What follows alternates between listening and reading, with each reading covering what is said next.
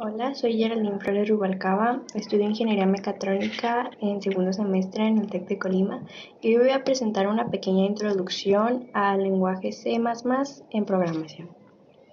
En este video voy a presentar las características del lenguaje en C++, la estructura básica, la traducción y ejecución de un programa, los elementos del lenguaje y sus estructuras de control.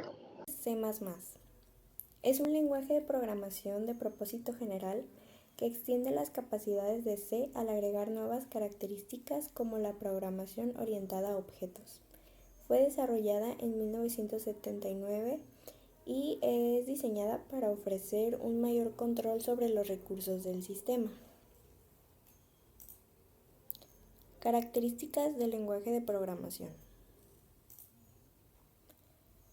Evolución de C a C++. C++ nació como una extensión de C. Mantiene la eficiencia y el control sobre el hardware que caracteriza a C, pero agrega nuevas capacidades como la orientación a objetos. Esto permite estructurar el código y que sea más fácil de utilizar. A lo largo de los años, el lenguaje ha seguido evolucionando y se introducieron nuevas versiones con mejoras significativas como lo son C++ 11, 14, 17 y la más reciente que es C++ 20. Diferencias de C y C++. C es un lenguaje creado por Dennis Ritchie a principios de la década de 1970 y es basado en el paradigma de programación estructurada. Pretende ser un lenguaje de propósito general que dé al programador control total sobre los programas. Esto permite la programación de bajo nivel. Esto quiere decir que directamente controla cosas como el acceso a la memoria y otros recursos, pero a la vez proporciona estructuras de alto nivel que hagan a la programación de sistemas grandes mucho más fácil. Su primer uso fue la escritura del sistema operativo Unix, y en sí C no tiene librerías organizadoras de datos como STL, que el STL es del C++, ni otras derivadas. Por el contrario, C++ fue creado durante la primera mitad de los años 1800, con el fin de dotar C de mecanismos que permitieran usar el paradigma de programación orientada a objetos. Su nombre inicial era C with Classes, lo que muestra claramente este propósito, aunque al final se decidió por el nombre de C++ o C++ en inglés. Al inicio, C++ era un programa válido también en C. Esto quiere decir que era totalmente compatible, aunque esto se hizo con el fin de favorecer la adopción del nuevo lenguaje por parte de los programadores de C, que querían dar el salto a programaciones mejoradas. Otra característica es que C++ se usa para sistemas embebidos, lo cual en el lenguaje C no se podría utilizar para esto. Aplicaciones en la ingeniería. El lenguaje C++ se puede utilizar en sistemas de software, aplicaciones en tiempo real, industrias de videojuegos, desarrollo del software financiero e inteligencia artificial y machine learning. Estructura básica. A continuación les mostraré una estructura básica en un programa de lenguaje C++, la cual se caracteriza por tener en su código una cabecera indispensable main. Los archivos de cabecera o librerías se usan en la parte del hashtag include, que se refiere a la biblioteca de funciones que vamos a utilizar. Es decir, para llamar a una biblioteca en particular debemos hacer lo siguiente. Escribimos hashtag include y entre los signos de mayor y menor que escribimos el nombre de la librería solicitada. En este caso, yo siempre utilizo IOStream y es el estándar de C++, incluye varias bibliotecas de funciones. Dependiendo del compilador que se esté usando, puede aumentar el número de funciones. Existen varios archivos de cabecera estándar y los más utilizados son el IOStream, que ahorita pues lo estoy utilizando, pero también existe el include CMath, que en este pues contiene las funciones para ingresar las funciones matemáticas comunes. También existe el include time.h, que pues este básicamente contiene las funciones para tratamiento y conversión entre formatos de fecha y hora. Algo que se me pasó a decir es que en el include IOStream contiene las funciones de ingresar y mostrar los datos. Pero ahorita solo vamos a utilizar el include IOStream. Aquí escribimos using namespace std, ya que básicamente informa al compilador de que si algún identificador no está declarado, entonces debe buscarlo en el espacio de nombres std. Esto significa que podemos usar nombres como sin, code y vector sin especificar el std antes de ellos. Ahora sí ya podemos pasar a escribir el int main entre paréntesis. Esto es la cabecera de función o el nombre de la función. Aquí inicia el programa de int main, es la función principal básicamente. Aquí siempre se abren llaves y dentro de las llaves se escriben las sentencias de la función. También dentro de estas se escribe el cuerpo del programa, o sea, las instrucciones de lo que se va a hacer en el código. La cabecera de función es un conjunto de instrucciones que se le puede llamar desde el programa principal o desde otras funciones. Todo programa en C++ comienza con una función main entre paréntesis y solo puede haber una. Los paréntesis que le siguen contienen lo que se le va a mandar a la función. En caso de colocar la palabra void, que significa vacío, se está indicando que la función main no se le está mandando nada. Podría omitirse realmente este void y esto indica al compilador, básicamente asume que no se enviará nada a la llave que no se enviará nada. Aquí la llave que se abre nos indica que se iniciará un bloque de instrucciones. Es el proceso de compilación en C++. En el lenguaje de programación de C++, uno de sus aspectos fundamentales es su proceso de compilación. Este es indispensable para convertir sus líneas de código en programas ejecutables. Este proceso asegura que el código que escribes en un entorno de desarrollo sea transformado en un archivo binario que puede ser ejecutado por el usuario al final. Básicamente, cada que nosotros escribimos un código o hacemos algún cambio en tenemos que compilarlo para que se pueda ejecutar al final. Tipos de errores. Existen varios tipos de errores en C++, pero aquí voy a explicar solo los principales. Sintácticos. Todo lenguaje tiene una estructura definida de instrucciones que vamos a utilizar para indicarle al programa lo que nosotros queremos hacer. Estos errores son cuando escribimos mal en el código estas instrucciones ya definidas. En el enlace.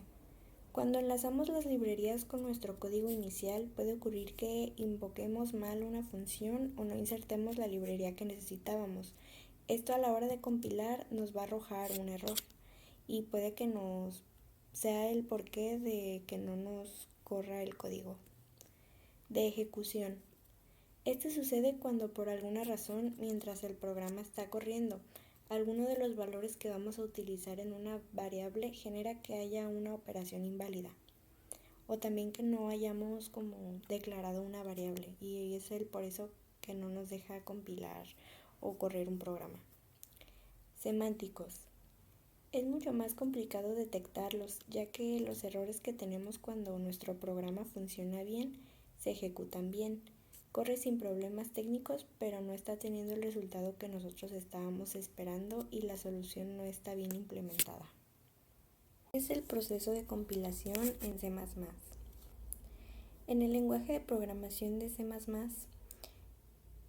uno de sus aspectos fundamentales es su proceso de compilación. Este es indispensable para convertir sus líneas de código en programas ejecutables. Este proceso asegura que el código que escribes en un entorno de desarrollo sea transformado en un archivo binario que puede ser ejecutado por el usuario al final. Básicamente, cada que nosotros escribimos un código o hacemos algún cambio en tenemos que compilarlo para que se pueda ejecutar al final. La validación en los programas de C++ es muy importante, ya que las entradas deben validarse antes de permitir que se realice cualquier tipo de procesamiento u operación en ellas. Esto es extremadamente importante porque una entrada incorrecta no controlada puede tener la capacidad total de hacer colapsar un sistema. C++ tiene algunas buenas técnicas de validación que se pueden usar para validar la mayoría de los tipos de entradas. Pasaremos a los elementos del lenguaje. Tipos de datos en C++. Existen diferentes tipos de datos y cada uno se utiliza para declarar números diferentes o diferentes tipos de variables. Existen los char, que sería igual a un carácter. Existen int, que es para los números enteros, los float, que son para números reales de precisión simple, el double, que es para un número real de precisión doble, y son estos básicamente. Por ejemplo, vamos a utilizar el double. En esto se declaran las variables que vamos a utilizar. Como ya lo dije, es para números reales de precisión doble. Las variables son altamente indispensables al momento de programar. De hecho, sería imposible conseguir una aplicación con una funcionalidad básica sin usar una variable. Las variables son posiciones en memoria donde están guardados los diferentes valores que le damos o que toman durante ejecución los datos que usamos y normalmente estarán disponibles a lo largo de la ejecución de nuestro programa. Para asignar valores a una variable en una gran variedad de lenguajes que incluye C++, se utiliza el operador igual, seguido del valor que le daremos a la variable. Por ejemplo, vamos a utilizar el doble y yo declaro la variable a, punto y coma, y asignamos un valor a la variable que sería a es igual a 5. Eso es un ejemplo de cómo podemos darle una asignación a una variable declarada. Pasemos a las constantes en C++. Los datos constantes tienen un valor fijo durante toda la ejecución del programa, es decir, este valor no cambia ni puede ser cambiado a lo largo de la ejecución de nuestro programa. Las constantes son muy útiles para especificar el tamaño de un vector y para algunas otras cosas, como facilidad de uso y confiabilidad del código. Para declarar una constante se hace después de declarar las librerías y antes de las funciones. O sea, si yo quisiera declarar una constante, la declararía justo aquí. La sintaxis que se usa es la siguiente. Utilizamos un hashtag y la palabra define y pondríamos aquí el nombre de la variable. Entonces pondremos nombre de la constante y luego pondremos enseguida el valor que quisiéramos ponerle. Un ejemplo podría ser este código que hicimos en clase. Por ejemplo, aquí definí pi, que es 3.1416. Aquí está después de las librerías y antes del int main. Entonces aquí hashtag define pi, que sería el nombre de la variable, y el valor es 3.1416. La instrucción de hashtag define nos permite declarar algunas constantes y otras cosas más de una manera rápida y sencilla. Hay que tener en cuenta que al declarar constantes con esto, debemos hacerlo después de los #include para importar las librerías, pero antes de declarar nuestras funciones y las demás cosas. Pasemos a los operadores en C++. Básicamente, un operador es simplemente un signo para una operación. Puede referirse a uno, pero sobre todo a varios operadores. Como resultado, se obtiene un nuevo valor en la mayoría de los casos. Un ejemplo popular son los operadores matemáticos que conoces del colegio. Por ejemplo, más para la suma y menos para la resta de dos números. Hay diferentes tipos de operadores.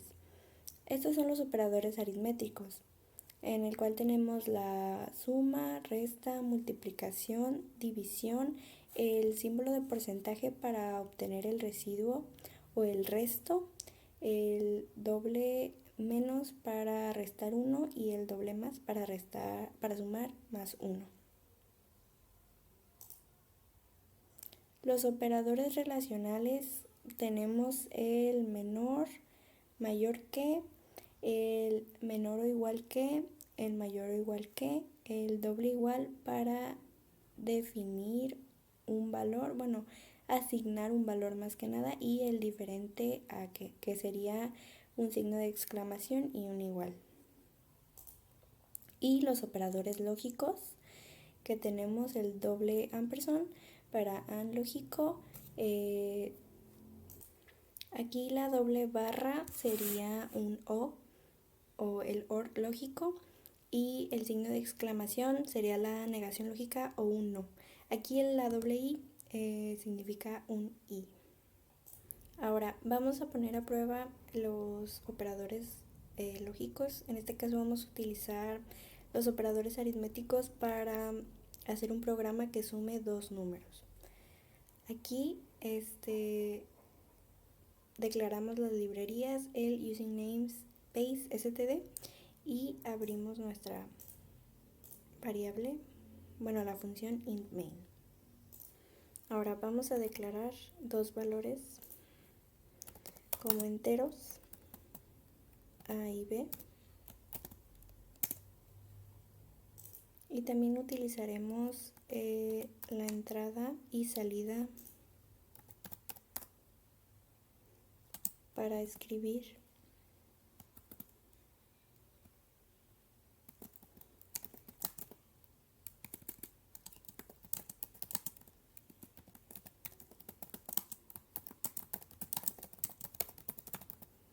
haremos un programa simple.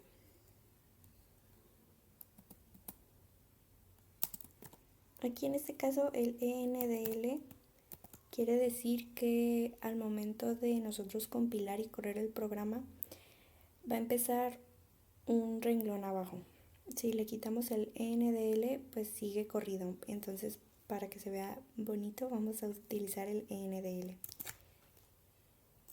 Aquí lo que haré a continuación, vamos a declarar una variable y luego la vamos a leer con el sin.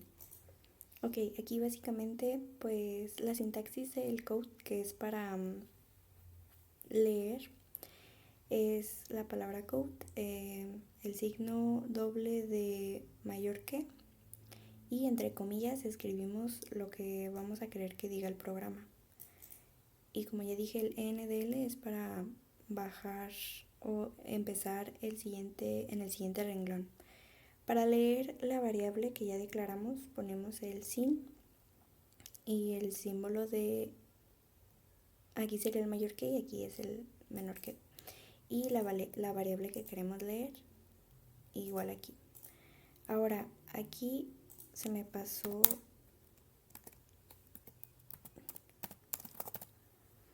para que se declare el resultado y poder poner el resultado de la suma, ¿no? Ahora lo que haremos es darle declarar la variable resultado, que en este caso va a ser el resultado de la suma, y ponemos resultado es igual a con el operador aritmético de suma más b, punto y coma. Entonces ya declaramos y leímos variables, ya le dimos pues lo que tiene que hacer el programa. Ahora vamos a escribir code, el resultado de la suma.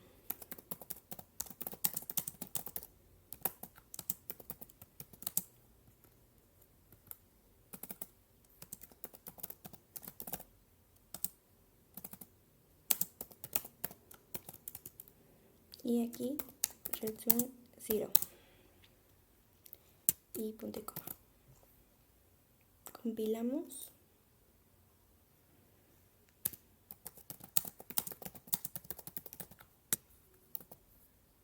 Guardamos y corremos el programa.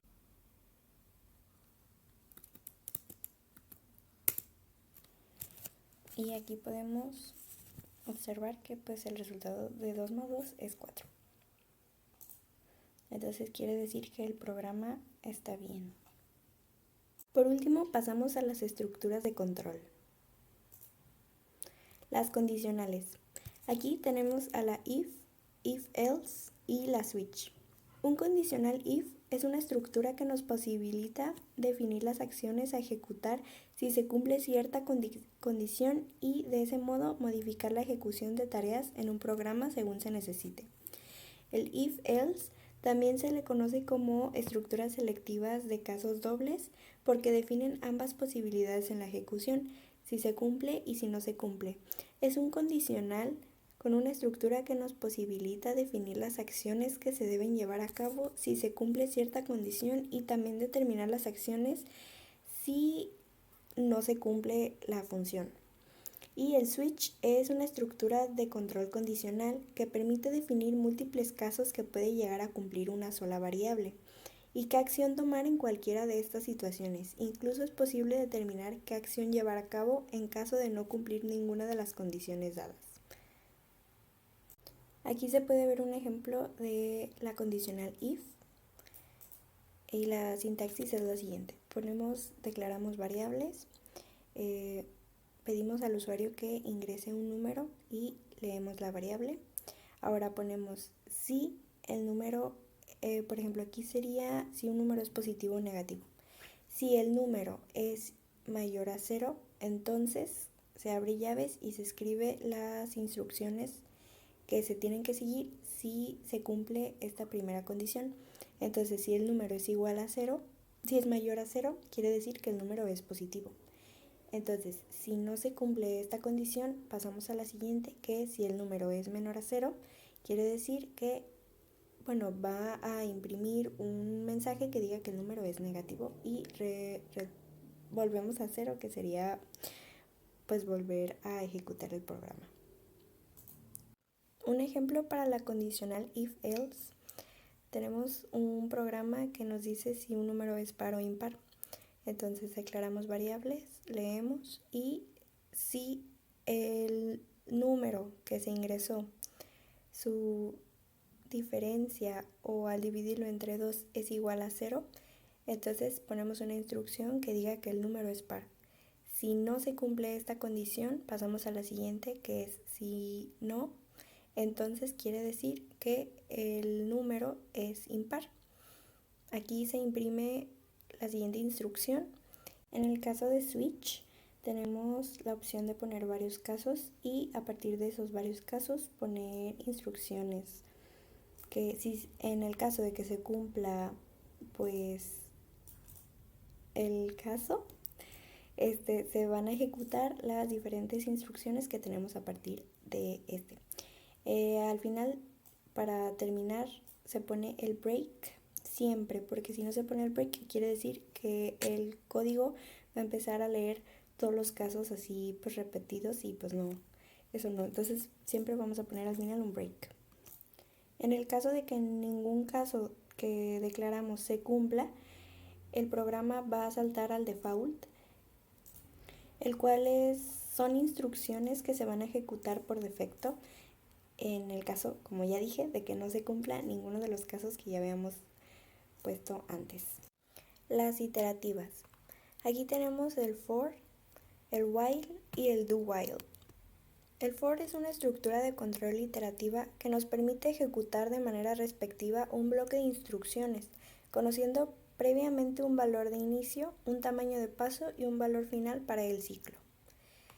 En la estructura while nos permite ejecutar una o varias líneas de código de manera repetitiva sin necesidad de tener un valor inicial e incluso a veces sin siquiera conocer cuándo se va a dar el valor final que esperamos. El do while es casi lo mismo que el while, pero tiene la ligera diferencia que nos da la posibilidad de ejecutar primero el bloque de instrucciones antes de evaluar la condición necesaria. Y esta también es una estructura de control cíclica. Eso sería todo por mi parte. Espero que les haya gustado el video. Bye.